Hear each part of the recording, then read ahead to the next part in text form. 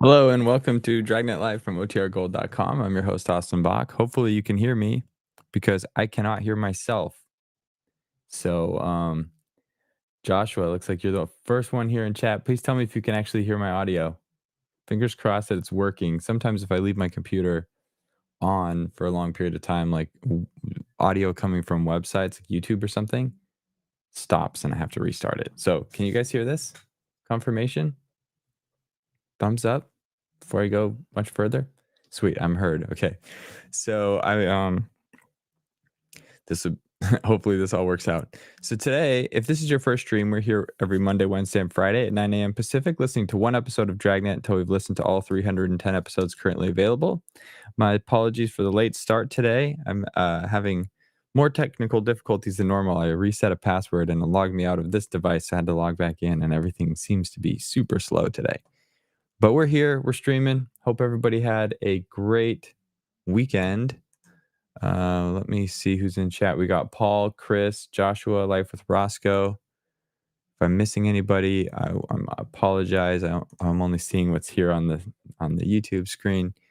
Today we're going to be listening to episode 127. The title is The Big Bungalow. It was originally broadcast November 15th, 1951. And without further ado, I'm going to share my screen. I don't have historical context. I'm a little behind today. But that's okay because you guys come here for the Dragnet, not for my preambles. Okay. Come on. Work with me. Here we go. Big Bungalow. Once I hit start, if you hear this audio, please confirm too, because I can't hear anything. Good morning, Nell. Thanks for being here. The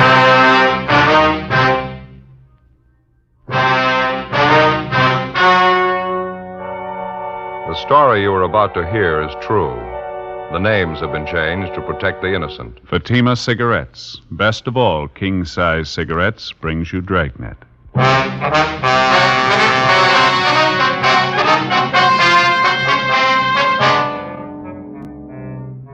You're a detective sergeant. You're assigned to burglary detail. One of your informants contacts you by telephone. He says he wants to see you immediately. He claims knowledge of more than 24 burglaries committed in your city. He offers the information despite threats against his own life. Your job, investigate.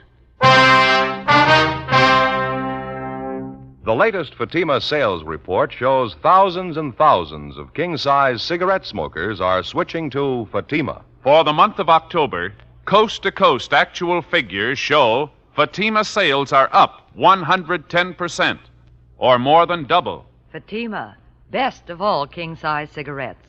Definitely the best quality in its class, but the same price as the cigarette you're now smoking. Remember, thousands of Americans are switching to extra mild Fatima. Next time, insist on the best, king-size Fatima, in the distinctive golden yellow package.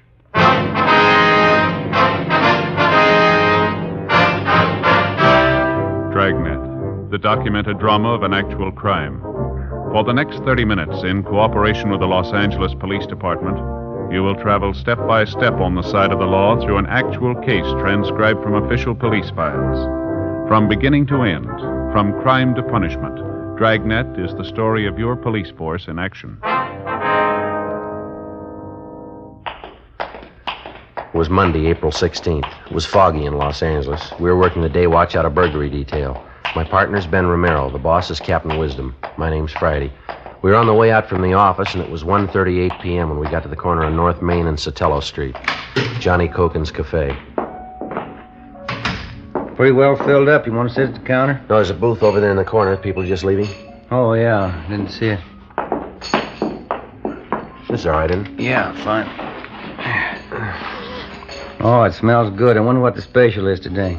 No, it's up there on the blackboard. Oh, yeah. Enchilada with cheese, coleslaw, salad. Well, it does smell pretty good, doesn't it? Wish I hadn't had lunch. I should have waited.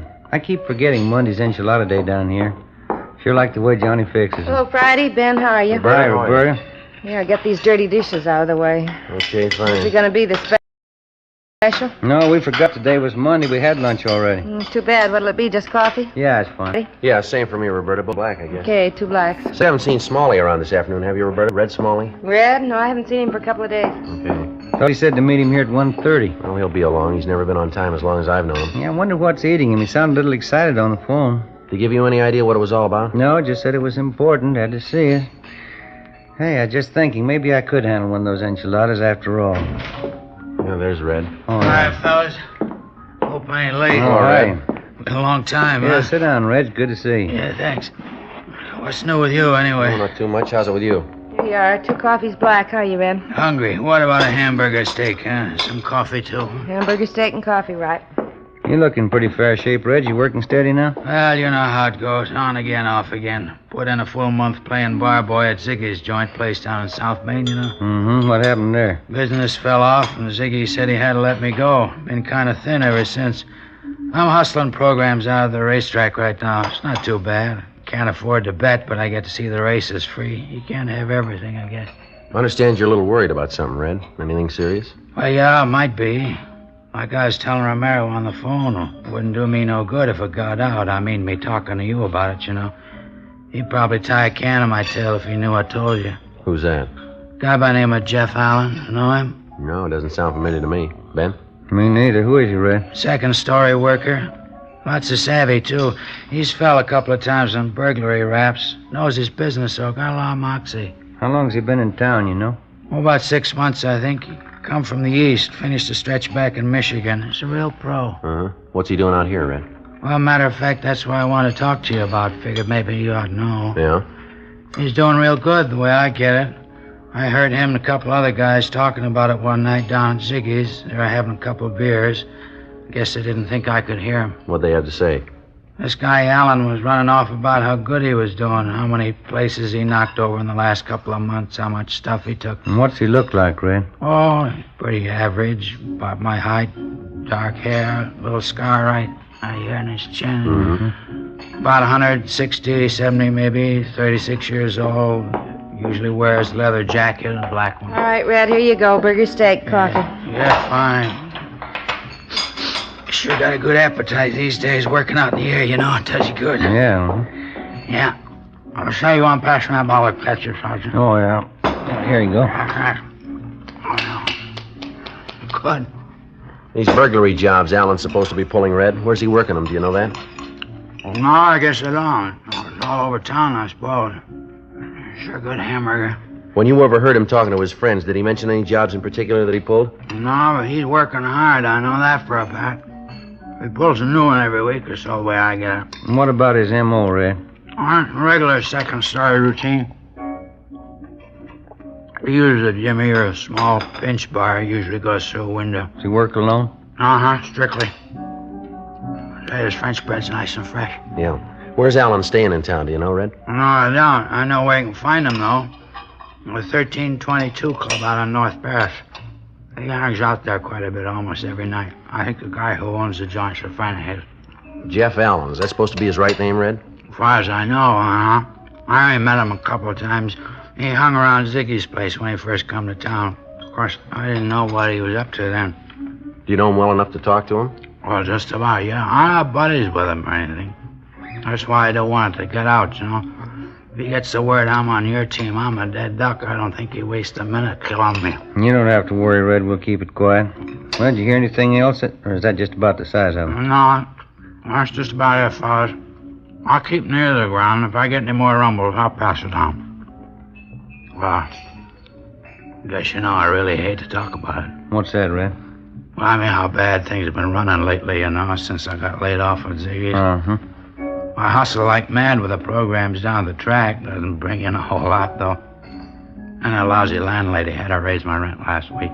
Mm-hmm. Well, how much can you use, Red? Well, you know, as hard as anything at all, just a little loan, maybe something to help me over the hump. Well, the only thing I have is a 20, Joe. You got any change? Thanks, Romeo. I try to be fine. That's plenty. I sure appreciate that. Oh, yeah. Well, real good hamburger steak Johnny puts out. I gotta get going, fellas. Gotta be down the track. All right, Red. Thanks a lot. If there's anything else, call us, huh? You got our number. Sure thing. I'll stay right on. Mm-hmm. You want me for anything, holler, huh? I'm still at the same place. Right. Thanks a lot, huh? I'll see you later. Yeah. Take it easy, Red. Yeah, bye, Red. He's getting a little expensive, huh? He's probably been having a rough time, but he looked hungry to me. Sure did. Grabbed that $20 bill like his life depended on it. I went to buy some new wool socks with that. Well, I'll split it with you. Be worth more than $20 if the tip pays off. Now, don't get me wrong. I didn't mind giving him the $20. It was worth it, but look at this here. Oh, you got to check for the food, huh? Yeah, I think the least he could have done was pay for his own lunch.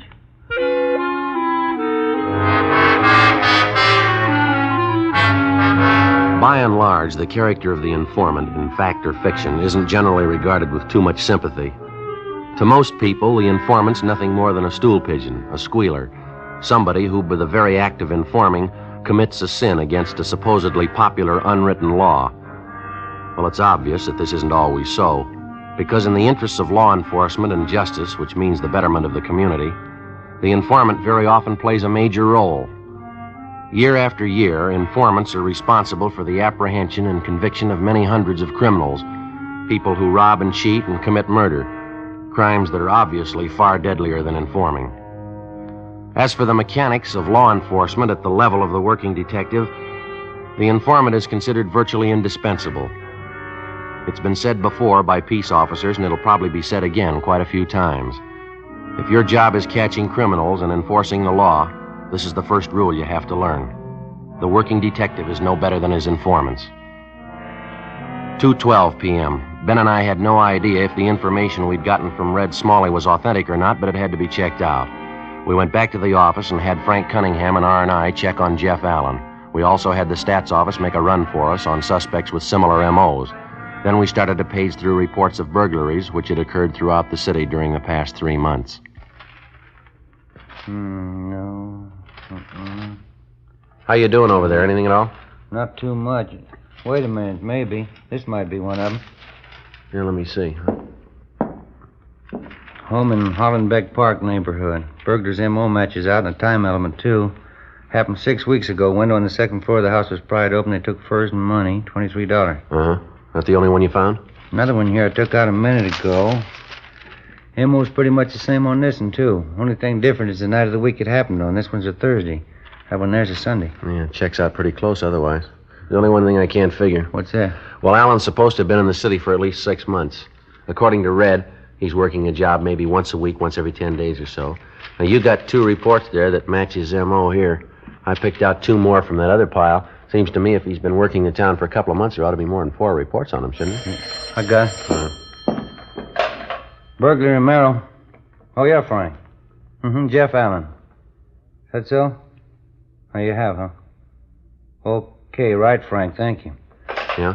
R&I got a make on Allen. He's had one arrest here 4 years ago on a vag charge. He's a loser out of Michigan. Fell for burglary. Never been picked up for burglary here, though. He isn't registered. And that's all, huh? That's it. Doesn't seem to gel right to me, does it to you? A lot of loose ends to figure out. I wonder if Red was handing us a line on this thing. Why would he? Well, maybe he needed that $20 touch. Maybe this Jeff Allen's an old pal of his. Red had a falling out with him. He wants to get even with him, I suppose. It's possible, I guess. I don't know. Hi, Joe. Ben? Oh, hello, Jim. Tabor, what do you say? What's with you? You still on that stakeout south end of town? Yeah, 3rd week. Sure getting dull. You two look busy. What's all this? Oh, we got a tip on some prowler artist trying to get a line on him. Take a look at this 3.1, will you, Jim?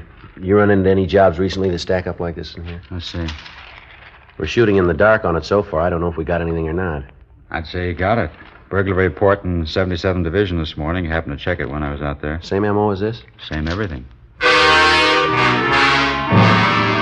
4:55 p.m. Ben and I went down the hall to the record bureau and picked up a couple of mug shots of the suspect, Jefferson Allen. Then we drove out to the 1322 Club on North Ferris Avenue in the Silver Lake District, the neighborhood bar where Allen spent most of his time, according to our informant, Red Smalley.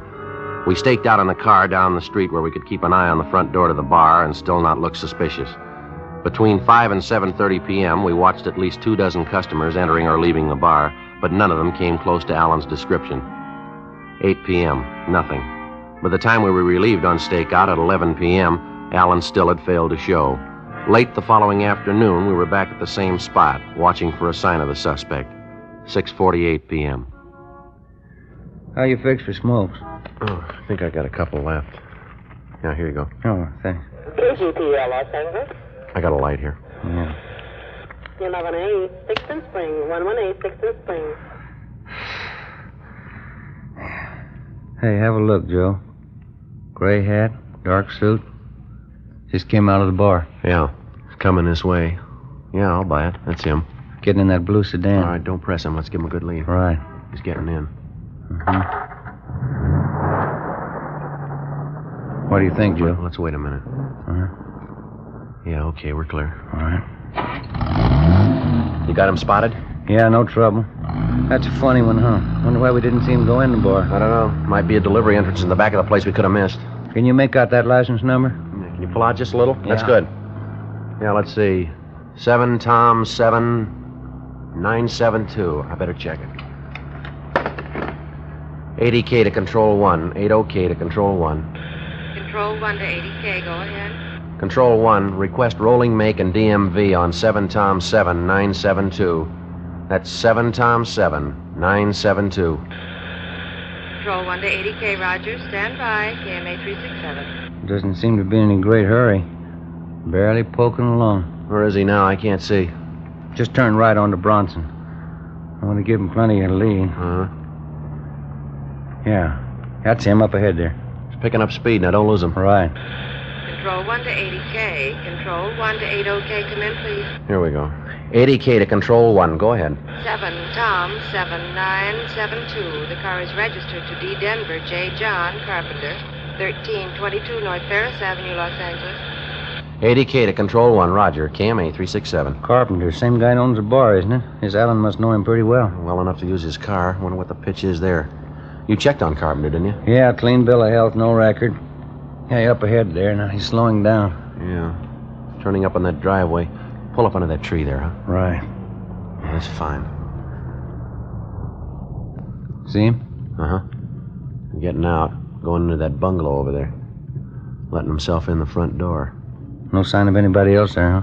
No. House was dark when we drove up, wasn't it? He couldn't be living there alone. He might be. Doesn't make much sense to me. Why would a single guy get himself a house that big? Well, let's wait it out. Maybe he'll come up with the answer. 9:15 p.m.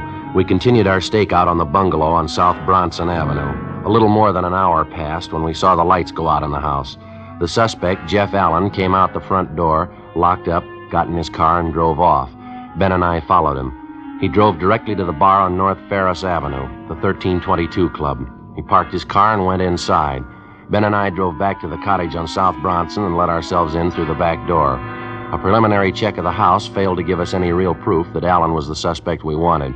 The only possible lead we came up with was an expensive hunting rifle, which we found stored away in one of the closets.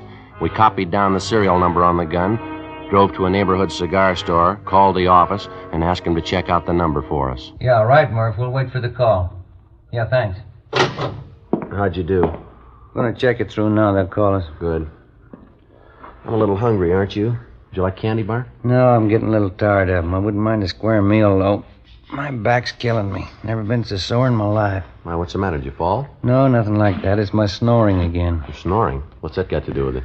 Almost broke my back. It was the wife's idea. She claims when I'm sleeping, I roll over on my back and snore, says it keeps her awake all night. Well, there's not much you can do about it, is there? Yeah, the wife thought of something. Supposed to be an old home remedy. She sewed a couple of golf balls right into the back of my pajamas. You get the idea behind it? If you roll over on your back, the golf balls dig into you and you have to roll over on your side again. Mm-hmm. Well, so what happened to you? Well, I'm a sound sleeper. Rolled over on my back and stayed there.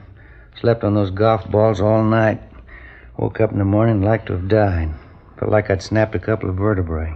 Must be an easier way to keep you from sleeping on your back. Well, it wouldn't do any good anyhow, Joe. It just won't work. What do you mean? I snore just as loud sleeping on my side. I get it. Hello? Yeah, Murph. This is Joe Friday. Mm-hmm. W615344. Yeah, that checks. That was the serial number on it. When was that? Uh-huh. Yeah. Yeah, okay, Murph. Thanks. Bye. I think maybe we got a break. Yeah? They got a make on the gun we found. Is it registered to Allen? No, it was taken in a burglary 2 months ago.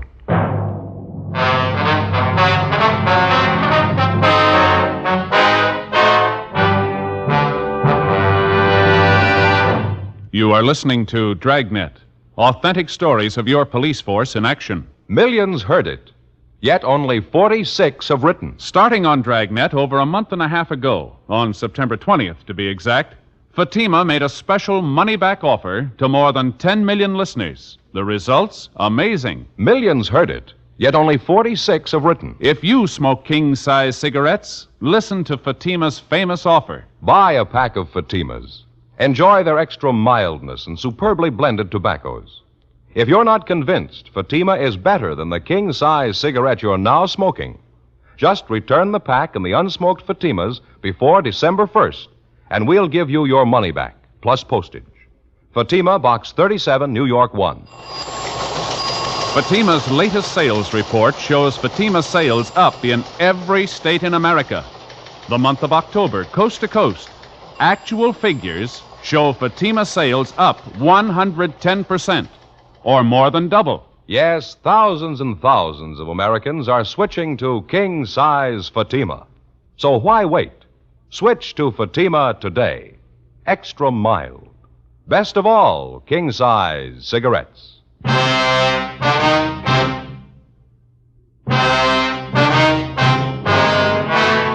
Tuesday night, April 17th, 10:38 p.m. We got additional information from the office on the hunting rifle that we'd found in the bungalow to which we'd trailed the suspect, Jefferson Allen, a few hours earlier. The gun was registered to a Mr. Robert LaSalle, 3008 Bush Street. The rifle, along with $300 in jewelry and $48 in cash, had been taken from LaSalle's home 2 months before during his family's absence. The burglar's method of operation matched Allen's alleged M.O. exactly. 10:45 p.m. After arranging for a stakeout to be placed on the bungalow on Bronson Avenue, Ben and I drove to the 1322 Club on North Ferris, where we located the suspect, Jeff Allen. Yes, sir, that's correct, Sergeant. I'm from back in Michigan originally. Been out here about 6 months now. Think I'm going to like it. Sure can't beat this weather, huh? You've been working here at the bar ever since you got in town, is that right? No, not quite. I've been here for about 4 months. It's kind of a handyman job. I help the bartender when I can, keep the storeroom in order, see everything shipshape, you know. Uh-huh. You ever been in Los Angeles before, Allen? Yeah, just once before, a couple of years ago. Wasn't so good then. Jobs were hard to get. I ran into a little bit of trouble. Finally went back east again. I see. What was this trouble you had? Well, as I say, jobs were pretty hard to come by then. I kept checking around, but I couldn't find anything. Wasn't so good. I finally got picked up on a bag charge. Mm-hmm. Spent a couple of weeks at the county. When I got out, I figured the best thing was to head back east again. A lot better this time, though. I'm doing okay. See, I couldn't get you anything, huh? No, thanks, just the same. There's something maybe you'd like to talk to me about? Anything I can help you with? It's a routine checkup we're on. Got a few more questions for you, if you don't mind. Sure. Let's take one of these booths back here, huh? Might as well be comfortable. Yeah, okay. Go ahead. You sure I couldn't get you anything? A bottle of beer, Coke, maybe? No, thanks. You have your family out here with you, Alan, your wife? No, I'm not married, Sergeant. I haven't taken the plunge yet. Figure there's plenty of time for that. It's hard enough to keep myself going these days, let alone a family. Yeah, I know what you mean. You ever been arrested before, Alan? I mean, other than that vag charge you mentioned, you ever served any big time? Yeah, matter of fact, I have, back in Michigan. Pretty dumb trick. I got in trouble as a kid. Burglary. Served all my time, though. I don't owe them a day. I'm washed up with that stuff a long time ago. It just doesn't pay, that's all. Then that last time there was any trouble was that vag charge, is that it? Yes, sir, that's it. As I say, I'm all washed up with that stuff. It doesn't pay off at all. I got wise to that. Mm-hmm. Glad to hear it, Alan. You figure you're going to stay on here, then. Make this your permanent home. Yeah, I think I might. I sure like the weather. Job suits me, too. Boss even lets me use his car once in a while. Pretty nice, huh? Yeah, huh? Where you living now? You got an apartment in the neighborhood here? Yeah, I got an apartment. Nice little place. Not exactly in the neighborhood, though. It's out in West Hollywood, right on a bus line. No trouble getting into work. Just a small apartment. Whereabouts in West Hollywood? You mind giving us the address? No, it's on Norwich Avenue. Why do you ask? It's part of this routine check we have to make. You mind very much if we drive out there with you, Alan, and look the place over? No, I don't mind. I mean, if you figure I need checking out, I'd just as soon clear it up now. I got nothing to hide. You want me to get my coat? No, that's all right. Say, I should be back here in an hour or so. What do you think? I mean, it's just a routine check. It won't take long, will it? No, not too long. I suppose you can figure that better than we can. How do you mean? You said you had nothing to hide. 11:20 p.m. We drove the suspect, Jeff Allen, to his apartment on Norwich Avenue. It was more than 2.5 miles from the bungalow on South Bronson, where we'd followed Allen earlier that night and where we'd located the stolen hunting rifle. While Ben and I made a thorough check of the apartment, Allen sat relaxed in an easy chair. Ben and I covered everything in the apartment, but there was no evidence of any loot taken in the burglaries. That's about it, Joe. Checked everything. Okay. That's about it, Sergeant? You fellas want a beer before we go back to the club? Just one or two more questions, Alan, then I think we can wash this thing up. Sure, Sergeant. Do you rent some other place in town? Another house or an apartment, maybe? Another place? No, why would I do that? This is my apartment. This is where I live. Why do you ask that? About 6 o'clock tonight, you were seen going into a bungalow over on South Bronson, the same neighborhood as the club where you work. We got a pretty good idea that there's quite a bit of loot from burglaries stored in that house. I don't follow you, Sergeant. I don't know what you mean. I don't live on South Bronson. I live here. You ought to be able to tell that. You were seen going into the bungalow, Alan, about 5 minutes past 6 tonight. We found a stolen hunting rifle in the house. It was taken in a burglary. You think you want to tell us about it? No, I can't tell you anything about it. I don't have any bungalow on South Bronson. I'm not even sure I can tell you where the street is. Well, you better get your hat, mister. We'll show you. 11:48 p.m. We got in the car and started driving down Beverly Boulevard back toward the bungalow on South Bronson Avenue. When we got to the bungalow, the suspect still refused to admit that he had a key to the door or that he was in any way concerned with the place. We had him empty his pockets, and among his possessions we found a ring of keys. We tried them on the front door of the bungalow. The fourth one we tried opened it. We went inside. Alan still would admit nothing. Ben contacted the landlady next door, and she said she'd be right over. I continued questioning him while Ben checked through the house again. Hey, Joe. Joe, you want to come back here? I think we got something. Yeah, all right, Ben. You want to go ahead back there, Alan? Sure, okay. Still can't tell you what the score is, though. I don't belong in this place. It ain't mine. Well, that key you had seemed to fit the front door all right. How do you figure that? That doesn't mean anything. I had that key for years. I think it's a skeleton key. Opens almost any kind of lock. Down here, Joe. Small basement here. Leads right down off the kitchen. Yeah, all right. Go ahead, Alan.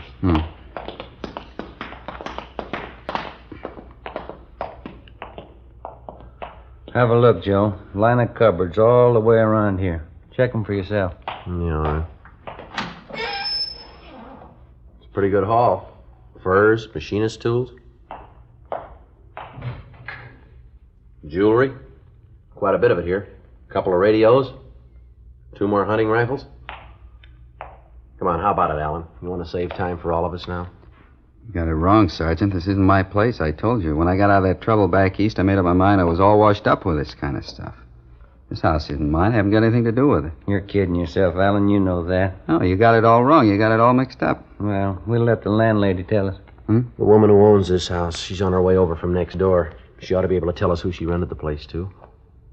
Wouldn't you say so? Wouldn't you? She might be wrong. It's possible. No, look, we got you dead to rights, mister. Why not face it? Can't. Won't do it. I made up my mind the last time. It wouldn't happen again. I was all washed up with it. I won't go through it again. They'll send me back. I won't be able to take it. Maybe you should have figured that before you started in. I didn't mean to. I was all washed up with that stuff. I told you that the first time I saw you, didn't I? Yeah. I was sure of it, too. I wouldn't try it again. Didn't pay.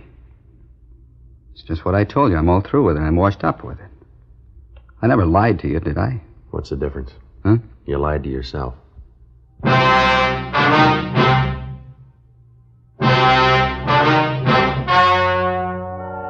The story you have just heard was true. The names were changed to protect the innocent. On July 6th, trial was held in Superior Court, Department 86, City and County of Los Angeles, State of California. In a moment, the results of that trial. Now, here is our star, Jack Webb. Thank you. September. Fatima first made its famous money-back offer. Millions heard it, yet only 46 have written. October.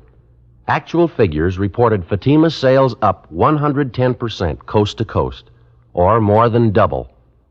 November. Thousands more switching to Fatima. So why wait? Buy Fatima. Best of all, king-size cigarettes. And Mr. Dealer, that's your cue for November. This month, with Thanksgiving and the holidays coming up, I know you'll want to get your full share of all the new Fatima business. Check your Fatima stock tomorrow. Make sure you can take care of the thousands of Americans who are switching to Fatima, insisting on Fatima quality.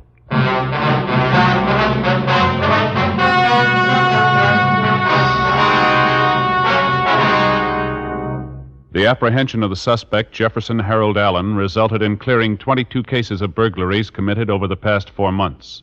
Allen was indicted on 22 counts of first-degree burglary and received sentence as prescribed by law. First-degree burglary is punishable by imprisonment in the state penitentiary for not less than 5 years.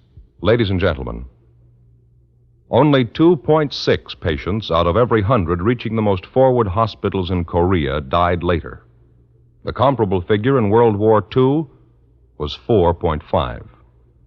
According to official medical statements, the almost miraculous success in saving the lives of casualties is owing in part to the prompt use of blood plasma on the battlefield and whole blood in military hospitals. Whole blood reduces shock, a potential killer, and replaces blood lost through bleeding. In the treatment of many battle casualties, there's no substitute for blood. Every American who has given blood can and should feel he personally has contributed directly to the saving of the life of an American boy. This month, your country is short 300,000 pints of blood. Please give your blood and save a life.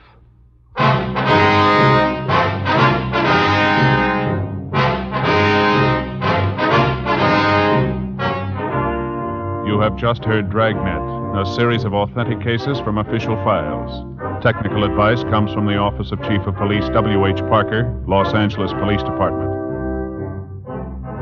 Fatima Cigarettes, best of all king-size cigarettes, has brought you Dragnet, transcribed from Los Angeles. Today's the silver anniversary of NBC.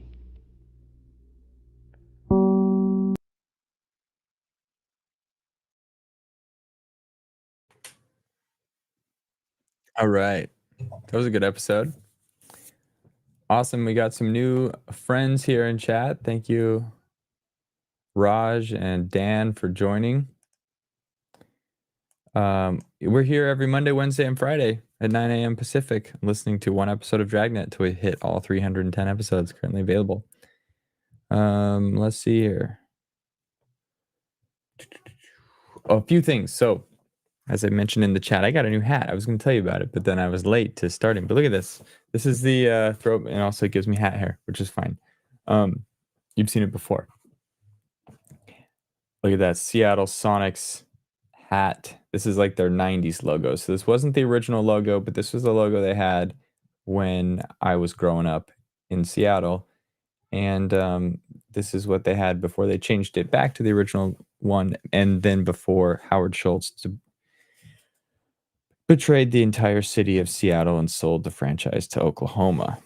We're not bitter about that, though. But Howard Schultz, for those that don't know, is the founder of, well, not founder, but a longtime CEO of Starbucks. I don't drink coffee, but being in Seattle, you just know the history. There was like one Starbucks coffee shop at on Pike Place Market, which is like the most popular market that you see if you see a postcard of Seattle. It's either going to have the Space Needle or probably a picture of Pike Place. But Schultz had gone to he's got an interesting story, but he had gone to Italy, I think, and just kind of got enamored with the coffee culture and thought, oh, like we need something like this where they take a break and it's just this obsession over this like craft cup of coffee. And he came back, started working at this Starbucks shop there, and then got super into it. And I think he either bought out the original owners or something, but once he took it over, then it was just like exploded everywhere, and then he left.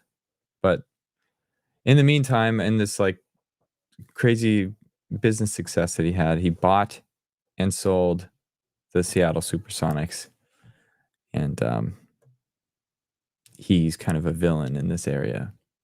But I'm not like, if I saw him on the street, I'd probably say hi.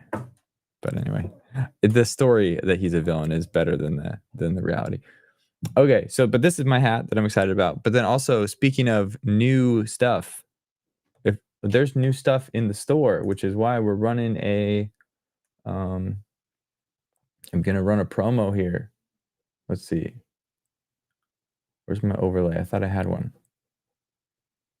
Okay, let me do this. So I had to come up with whenever I create a new like promo code, I have to like come up with the thing. So I'm keeping us super hip, guys. I called this the code that is gonna that's 40% off this week. Let me finish this. I'll put it right here. 40% off this week. Use the code NEWDRIP to get it. So drip is the lingo that all the youngins use, I guess, to describe cool clothes, among other things. So if you want some cool old time radio drip, go check it out. Go to shop.otrgold.com. Check out the new colors. Let me actually show you real quick. I can show you this. Shop.otrgold.com.